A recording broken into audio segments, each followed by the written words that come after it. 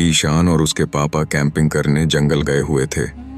दिन भर की थकान के बाद पापा और ईशान थक कर सो गए, मगर ईशान के मन में उस जंगल में कुछ अजीब सी बेचैनी थी। उसे लग रहा था शायद उसे कोई अपनी तरफ खींच रहा है। जब पापा सो गए तो ईशान कुछ सोच रहा था।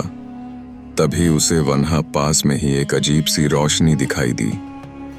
उसने बिना पापा को जगाए उस रोशनी को छूने की कोशिश की।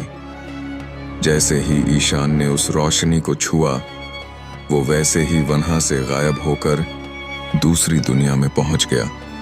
वो एक अजीब सी ही दुनिया थी। चारों ओर सूखा पड़ रहा था। ईशान डर गया, अपने पापा को याद करने लगा। तभी उसके कंधे पर पीछे से किसी का हाथ आता है। ईशान और डर जाता है। पीछे घूमकर देखता है तो उसे एक फटे से कपड़े में एक फकीर बाबा दिखाई देता है और ईशान से बोलता है, तुम आ गए बेटा में, और ये अंग प्रदेश कब से तुम्हारा इंतजार कर रहा था। अब तुम आ गए हो तो जल्दी वो तलवार निकालकर उस राक्षस को मार दो और अपनी नगरी को इस सूखे से बचा लो।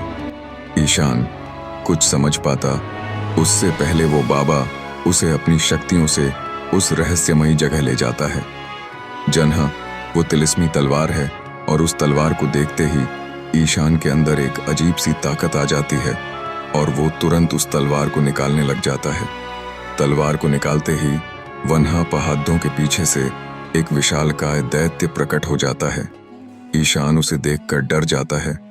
फिर वो अपने आप को संभालकर उससे युद्ध करता है, मगर दैत्य बहुत ताकतवर था। वो एक छोटे से ईशान पर भारी था। तभी उस दैत्य ने एक पत्थर उठाकर ईशान पर मारा। तभी उस पत्थर को कोई रोक लेता है और ईशान कहता है, पापा आप आ गए। पापा कहते हैं, हाँ बेटा मैं आ गया। अब हम दोनों मिलकर इसको सबक सिखाते हैं, और दोनों मिलकर उस विशालकाय दैत्य को मार देते हैं।